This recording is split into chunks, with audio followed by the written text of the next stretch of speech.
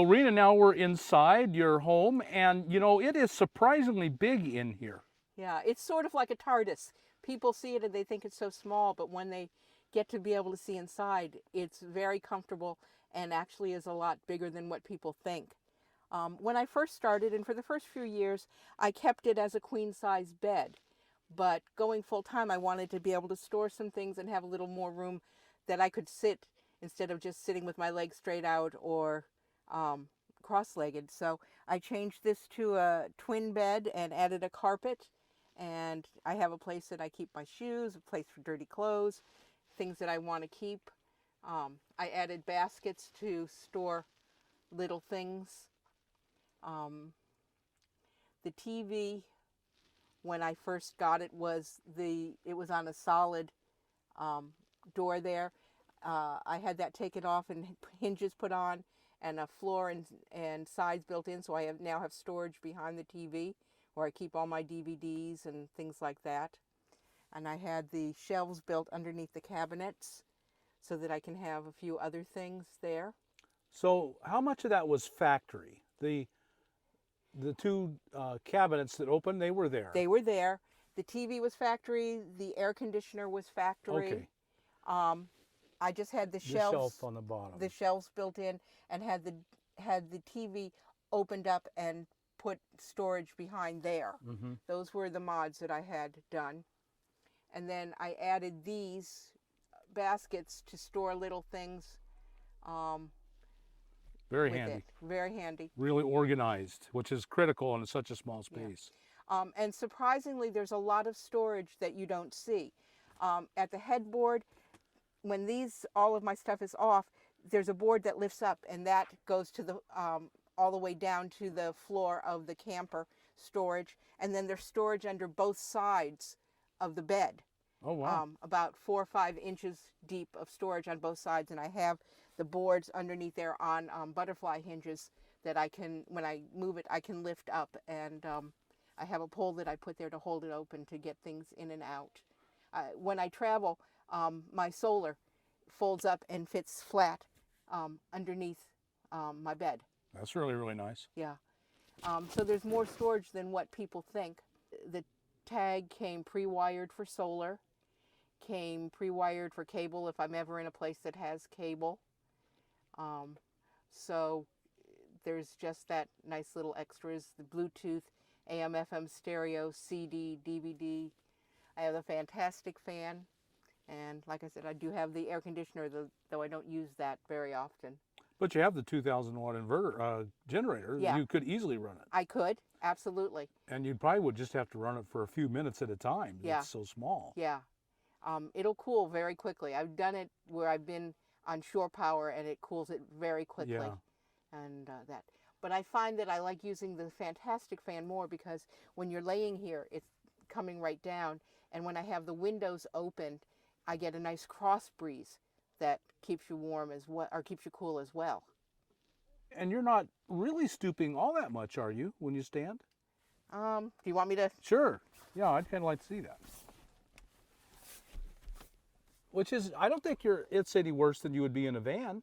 Probably not. That's what it might even be more than a typical van. It's easier when I'm doing this and just move to be able to get what I need. Right. Yeah, I'm sure that's, and in the van we do the same thing. Yeah. You end up just on your knees a lot. Yeah. So that's really, really standard. And you could cook in here. You haven't tried it? I haven't tried it. I do have an induction burner stored underneath. But again, that's one of the things that I would have to make sure that I have my generator running, right, to be able to use it. But yes, I do have that if it ever gets to the point that I'm in weather that's so bad that I can't have the solar and I don't have anything else. I'd have the generator on, and I'd be able to cook with the inverter. Mm-hmm. There is 2 110 outlets, 2 USB outlets, and a 12-volt outlet built inside the cabin, so that you can do, just about anything you need right from inside. Right. Really nice. I love it. It's my little house. Both of the doors on my camper lock from the inside, so that's done every night. And if I have to stop at a place, I try and make sure that there's other people that are camping, that are stopping there for the night, so that I'm not isolated by myself. And I try and make sure that there's good lighting where I am. Just common sense things that Yeah. everyone should do. Yeah, and I think that's really it. You really have to be aware of your surroundings and what potential dangers there might be, and do what you can to mitigate those. Exactly. Yeah. Okay, let's take a look outside. Okay. So tell us about your tow vehicle. Okay. Originally, when I got it, I started off with a Honda CRV, and I did that for two and a half years. But I was right on the edge of my limit as I was towing. And I knew that as I traveled, I wanted something a little more. So I had the guy that I work with, the dealer, on the lookout for a Honda Pilot. And a year ago, October, he called me and said, I have two in stock that are, used ones, and they could work. And I went and I got this one. It was just, it was 3 years old and only had 39,000 miles on it. Wow. It now has close to 70,000 miles on it. You've driven it a little. I have driven it a little. It is a 6-cylinder, and when it's all put up, it'll seat 8. But I just keep the 2 front seats, and then everything else I have laid down, and it gives me a ton of space to be able to store all of the extra things that I take with me. So probably basically your outside camp just goes in there. Most of it. I would say probably 90% of it goes into the car, and then the rest goes into the tier itself. So when you're driving down the road, say you have to stop at a Walmart and spend the night or whatever, you can sleep inside the Teardrop? Yes. The only thing I do not unhook when I go into a Cracker Barrel or a Right. Walmart. I do unhook. The only thing I do unhook is the electrical, so that it doesn't drain the battery for the car. By having that still hooked to the Teardrop. I don't want to take a chance of draining my battery. The car is powerful enough that you hardly know that the Teardrop is behind it. You look out the window and, okay, it's there. And I don't need a sway bar because the dry weight of the Teardrop is under 1,100 pounds. That's amazing. So, and with all my stuff, I probably had about another 600 or 700 pounds in gear. Between the car. I try and put, like I said, most of it in the car and then some in the tier. And on a good day, I'll get 18 miles to the gallon. Usually it's between 16 to 18 as I'm traveling. Towing it. And I just put the cruise control on at about 62, and I'm fine. I started off when I did the trip in September, October, I was trucking along at 70, wasn't getting great mileage, and I thought to myself, why am I doing this? I don't have to rush. I'm retired. I slowed it down. I get much better gas mileage, and I enjoy the sights much better. Yeah. And that's great gas mileage for towing this much comfort. Yeah. I tow my home, and I can stop wherever. I've stopped, like I said, I've done Cracker Barrel, I've done Walmart, I've done roadside rest stops. Most of the time I'll try and put myself between a couple of truckers that are there, so that I'm kind of Tucked away. in. Yeah. And it's just comfortable. Yeah. It's just comfortable. Works great. It does. And you can live really cheaply this way. Yeah.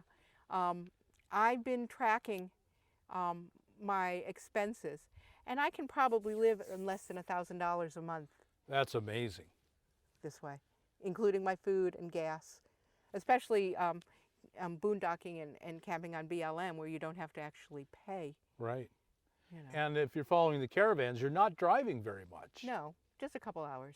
And are you saving any at the end of the month? Yes. You can actually save at the end of the month. Yes. Yes. And if you were still in your house, you probably wouldn't be doing that. Nope. You'd be barely surviving. Yeah. Okay, so let's take another look around and see more. You use a porta potty. Yes. Bathroom and shower. Yeah. This one does not allow you to do the shower. It doesn't have a place to hold it. So I got one of those pumper things, and I can use it that way. Yes. Before I left, I knew that I wanted to add solar and a generator to my repertoire so that no matter where I was, I could keep my food cold, I could have my lights, and if I wanted my fan, and even, you know, have the heater or the air conditioner if needed. So I bought, this is a flexible 100-watt suitcase solar. It is made by Dokio, D-O-K-I-O. I got it on Amazon, and do you want me to say how much I spent? Sure, no, yeah, please do. $150. That's great.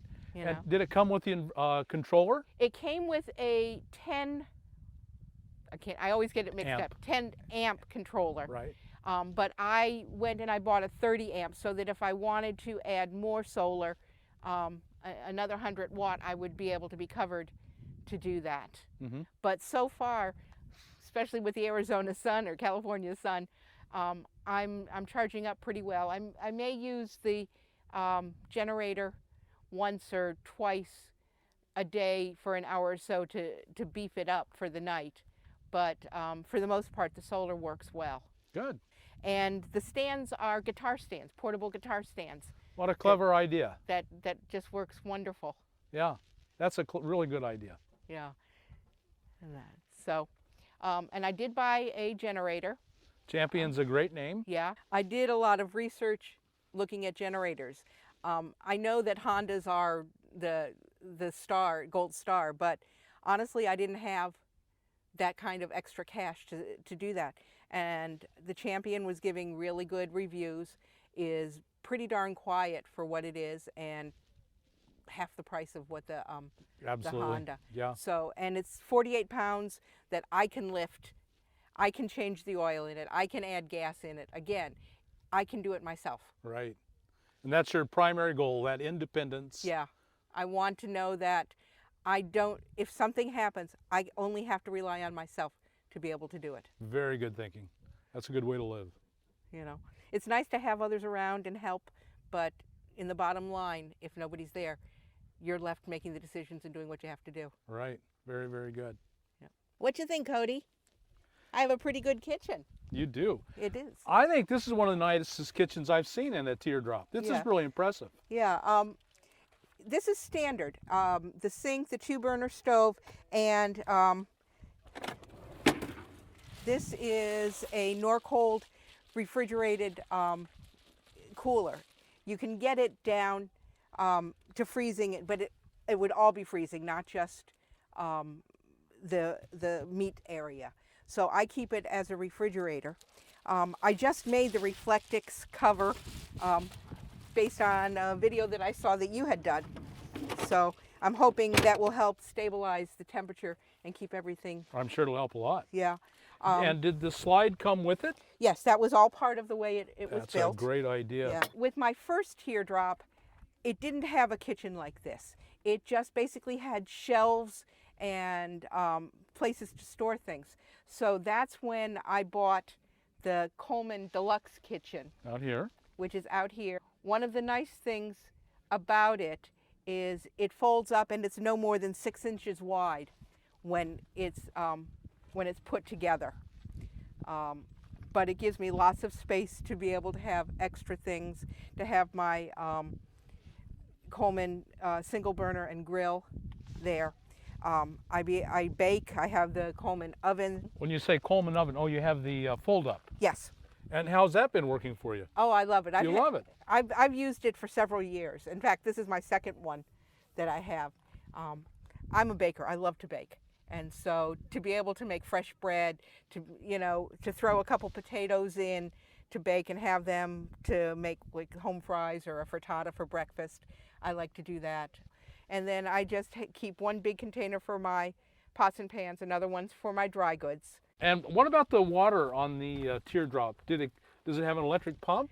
It has an electric pump. It has only a freshwater tank that will hold 6 gallons. No actual black water because we don't have a bathroom. And the gray water, there is an outlet here that I just have with a hose. I saw that. So it just drains out. Yes. Everything stays pretty secure with it. This is a great kitchen. Yeah. You can do anything that you can in a stick and brick, basically. Right. You Yeah. really can. One of the cool little tools that Did you give me one of those? I didn't give you one. I saw it again with the Creativity RV, the plasma, and it's just so great and easy. And again, USB rechargeable. Uh-huh. Someone So- gave me one. Yeah, And there's not a flame. You start, No. you know, you got to start your light on Yeah.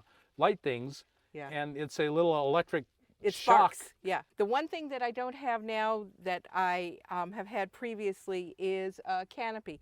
I usually have a canopy in the front, but the Arizona winds got my canopy. Right. So I have to get another one, but that's nice, especially on days where it's raining, to come out and sit outside and not be stuck in the little space, to have the canopy.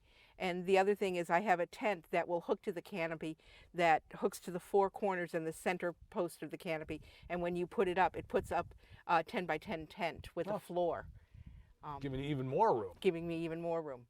And down here in the desert, it is hard to set up an outdoor room. Yeah. But in the national forests in the summer, Yeah. wind is rarely a problem. Yeah. You can have them up all the time. For somebody that is just starting into this and looking for a group of like-minded people with this, there's an international organization called Tearjerkers, and it can be seen at tearjerkers.net, and there are chapters all over the United States and then in England and in Canada that get together, that do get-togethers periodically throughout the year, that you just pay to go to the whatever campsite you go to, and you all congregate together with many different types of teardrops and small campers. Tearjerkers.net. Tearjerkers.net. Good one to know about. Yeah, and it's a free organization, and they provide a lot of support, a lot of education, especially if you're looking to do a home built, because probably a good 30 to 40% of teardrops are home built. Right. And it's interesting. The teardrops have a very strong history, Yes. and have been around since the 30s and 40s, and were made from the aluminum that was left over from the airplanes after World War II, Right. and made it an inexpensive way for families to do vacations. Right. Yes. They've evolved. They sure have. This They've is a giant leap forward. Absolutely, but you know, it makes living full-time as a nomad a comfortable way to do it, And affordable. and definitely affordable. Yeah. Definitely affordable. Go with the vehicle you own rather than have to buy a special expensive vehicle. Mm-hmm. Yep. I've seen people tow small teardrops with Cooper Minis Right. and with motorcycles. Yes. So you don't have to have a big, heavy vehicle to do it.